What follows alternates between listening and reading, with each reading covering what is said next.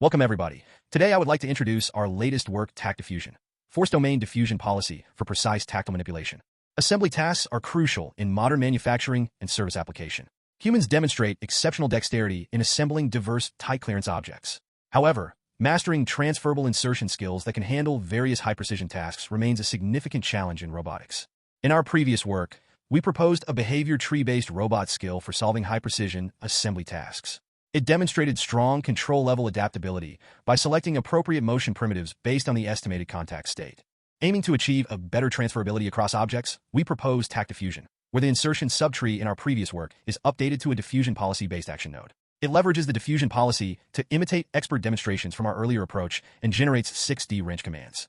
As illustrated in the picture, during the assembly process, the interaction between the robot and the environment is captured as observation, including both tactile and spatial information.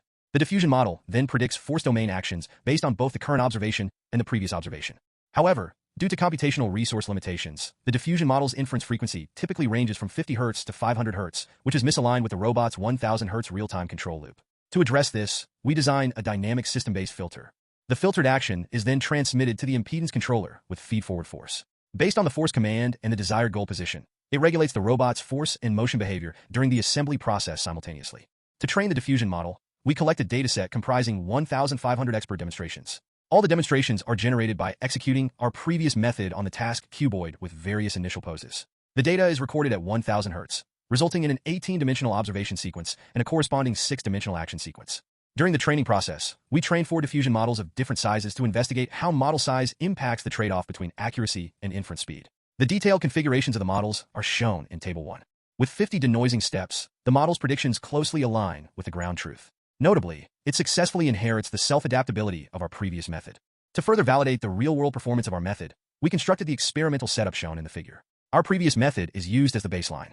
The first experiment aims to validate the performance of our method and provide a practical guideline for selecting the optimal model size to balance the trade-off between model's accuracy and inference speed.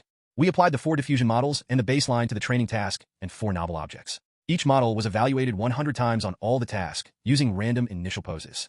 The variation in model performance with size indicates a trade-off between model's inference accuracy and speed.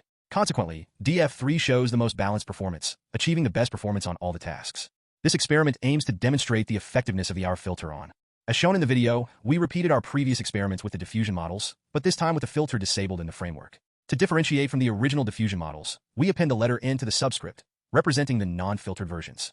As shown in the picture, the models with filter assistance achieve higher success rates in most of the cases. As illustrated compared to fluctuated raw output, the filtered feed-forward force commands present a smoother profile at 1000 Hz.